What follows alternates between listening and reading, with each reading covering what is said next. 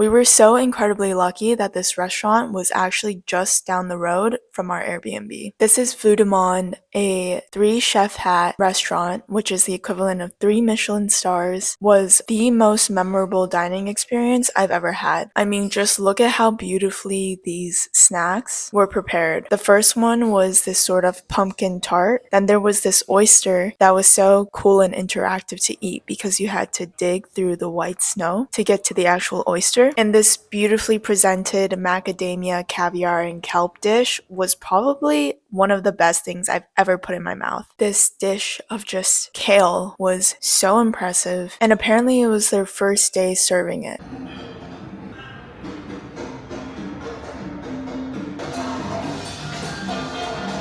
I feel like if a restaurant can make a dish out of just a vegetable taste that amazing, you know the restaurant is pretty amazing. This lobster dish was served with a side of a lime that I've never seen before. I honestly thought it was a sausage at first. Yeah, so Vue de Monde has been open actually we're celebrating 26 years this year. Oh wow. But this is actually the third location of the restaurant. Shannon Bennett was the owner. He was 23 years old when he first opened Vue de Monde, so he was very, very young. Around here, this will be the meat section, so all the meat courses and richer dishes, so all the hot dishes will come from this side. This is salt, it's a salt rock. Oh wow. So this is to cure meat, so I'm not going to tell you what's the meat, but then we just cured the meat there for about a minute. So just giving nice flavor and texture. Yeah. Then kitchen is all induction. So we don't have any gas up here, so it's all induction, so it's nice and easy to keep it tidy and clean. So all the cold dishes come from here in the beginning of the menu, so that's a little bar. All the snacks for the bar. Hello. We got the Louis bar next door, so there's loads of food in the bar. All that bar food comes from this section in here. Oh, we've got a little something here for you. Please. Oh. Jump in. Who's the lefty? I'm the lefty. You're the lefty. Oh, thank you so much. I'm gonna make you guys do a little bit of work. This palate cleanser was also such a cool experience. It was herbs, if I remember, and we crushed it, and they topped it with their homemade sorbet. Nice and satisfying. Nice and And it was absolutely delicious. Cooking lesson. yes. Beautiful. Yes. Rhubarb and some Chinese puddle sorbet here for you. I guess it's a flex because technically I helped make it, so.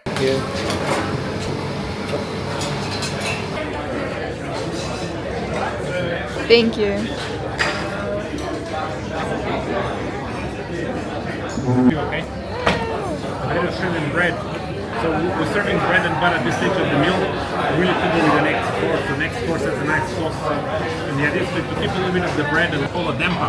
Our dampers with some spelt flour and corn flour. So just finish on the charcoal, so it just gives a nice smoky flavor. Wow. Smells good already. Smells really good.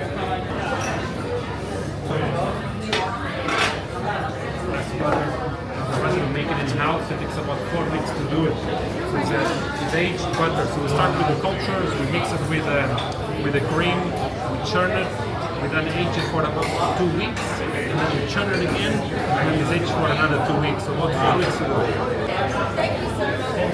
They also work with Blackmore Wagyu, which exclusively chooses which restaurants they source their meat to. This meat was so tender, but I was definitely not prepared to eat bugs next. The water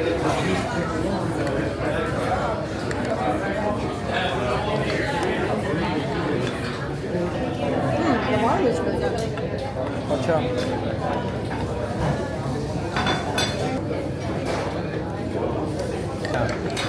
Look what aerated chocolate.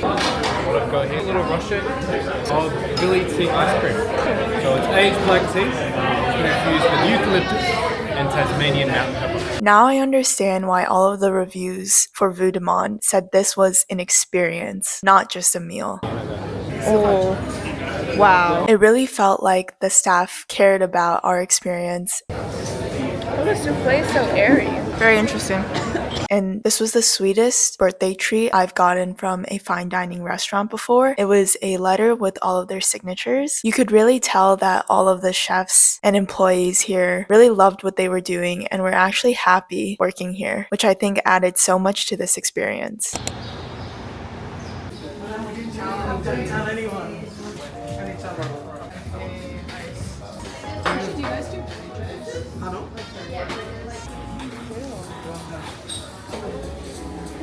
It's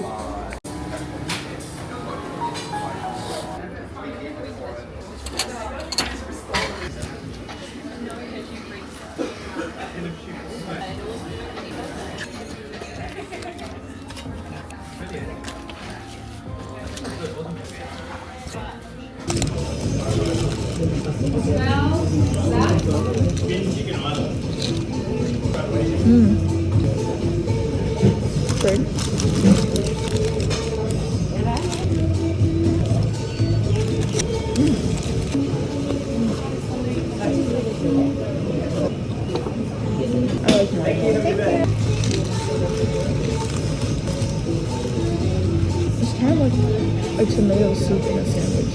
Yeah. The sauce is a little sweet too. Yeah.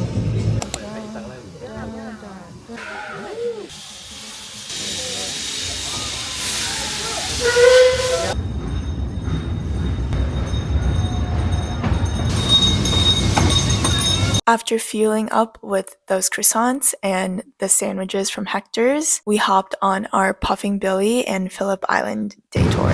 Oh, big tree. I was so surprised to hear that this train was actually just run by volunteers, people who actually love this train and just want to do something good for the general public. It was absolutely breathtaking to see the landscape change right in front of us with our feet dangling out over the edge of this train. We got to see suburbs that looked like they were straight out of a movie and the beautiful thick forests. These views were honestly breathtaking. Not my disarray.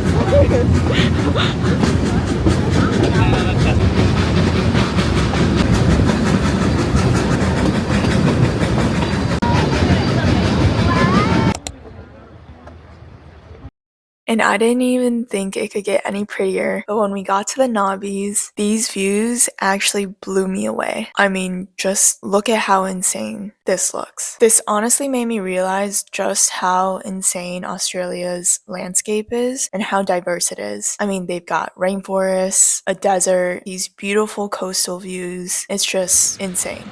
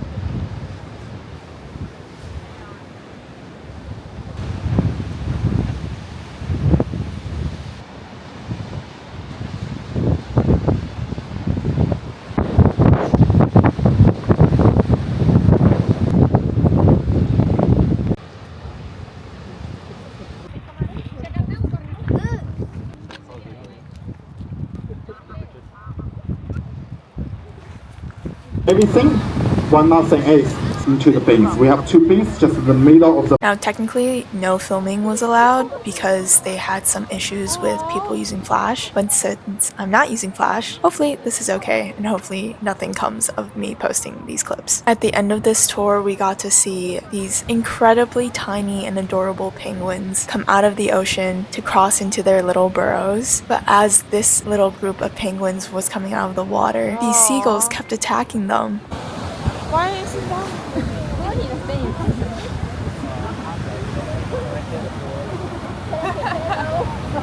Oh no, no, no. Oh, they're okay. Oh yes. Go, go, go, go, go, go, go, go, go. Oh, go. Yeah.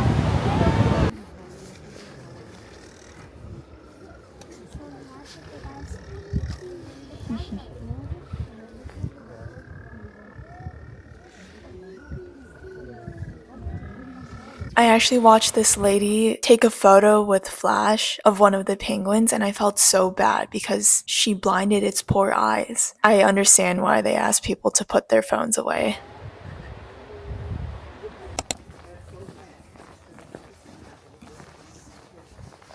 Now, there's been a lot of eating throughout this vlog, but what ate the most was this Great Ocean Day tour. This is supposed to be one of the most beautiful drives in all of Australia and maybe even the world, because I can see that. And our tour did the stops in reverse to avoid the big crowds at each stop. Our tour guide was amazing, and you could tell how happy he was to drive people on these tours and see these beautiful views and how it's changed over the years. And I mean, I would be very happy too, because look at how beautiful the ocean looks.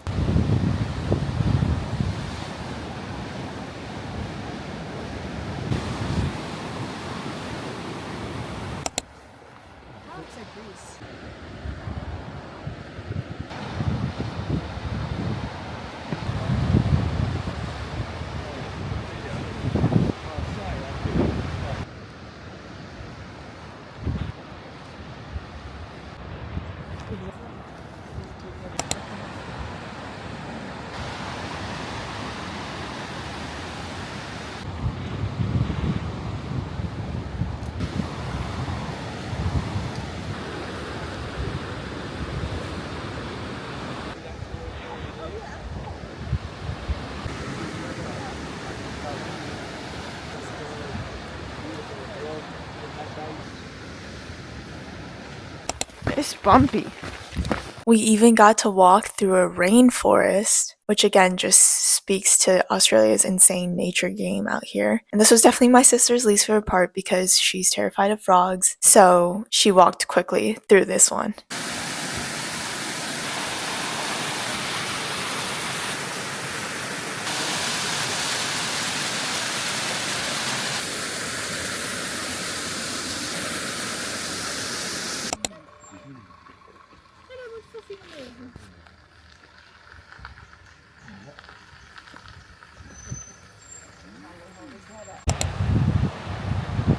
Aussies also love them some pies, and we went to the Apollo Bay Bakery here to try their famous scallop pie, and it was pretty incredible, but probably not as incredible as these views on the drive back. Now we were actually on the main Great Ocean Road, and we were heading to the start of it where the Memorial Arch also was, which was built in memory of the many soldiers who actually died to build this road. But it was honestly quite hilarious how our tour driver was blasting the most hype remixes I've ever heard in my life.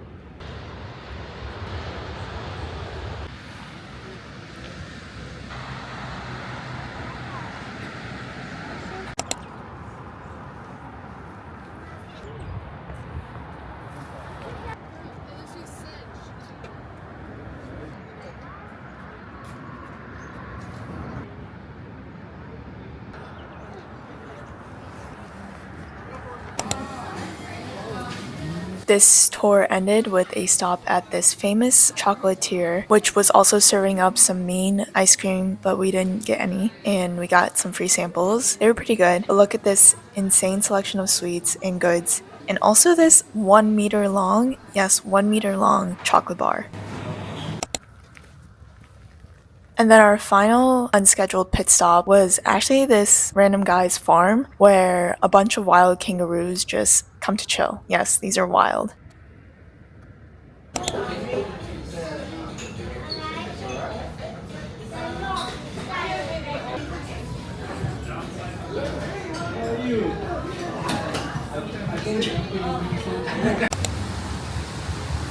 After fueling up with some delicious Melbourne breakfast, we headed to the National Gallery of Victoria, and I cannot believe how many of these things are free. Like, what?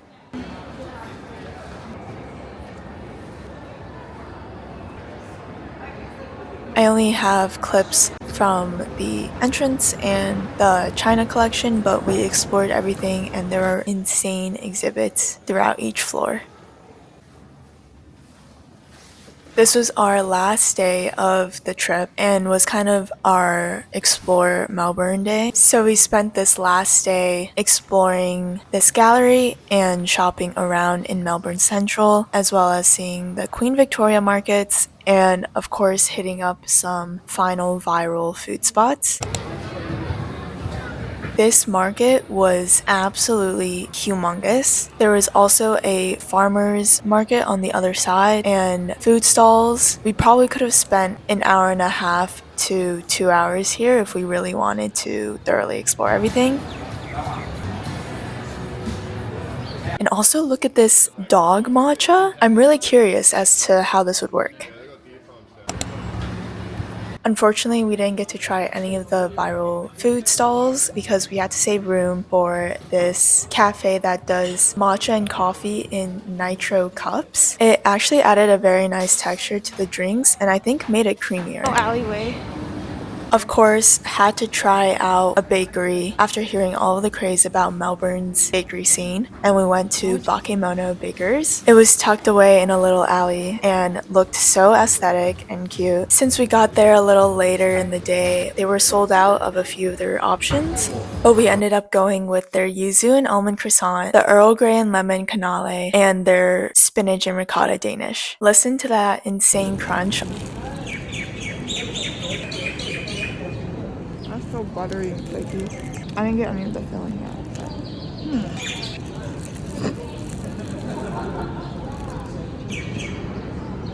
And this was my first time trying a canale, but it was actually really good, and I think I would definitely try more canales now.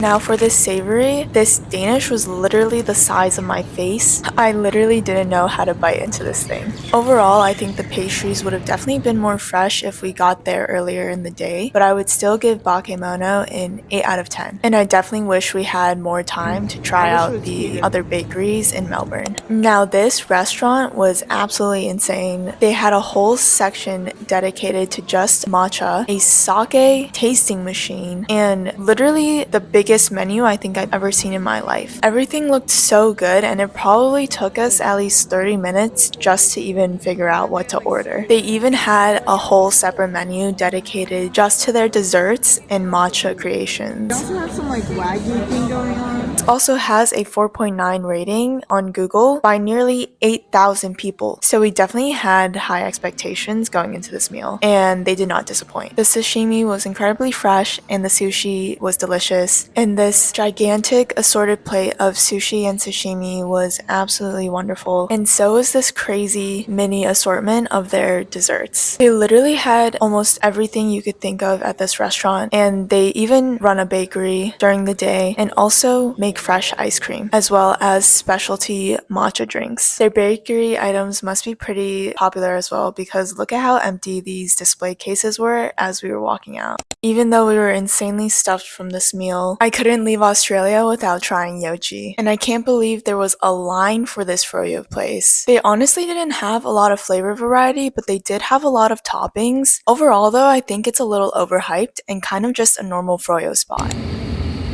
After 28 days of traveling in Australia and New Zealand, it was finally time to head home. This was honestly one of my favorite vacations I've been on. We did so many things like skydiving, scuba diving, petting koalas, hiking, trying lots of new and yummy food, and just being blown away by the beautiful nature. As I've relived this trip while editing these vlogs, I realized I'd actually love to live in Australia when I'm older and maybe even retire in New Zealand.